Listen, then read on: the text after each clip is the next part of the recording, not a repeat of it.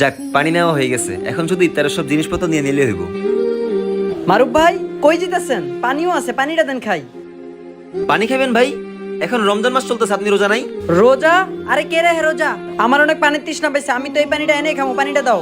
ভাই, রোজা না রাখো ঠিক আছে, কিন্তু রাস্তাঘাটে পানি না খায়া অন্তত রোজার নিয়মটা পালন করো।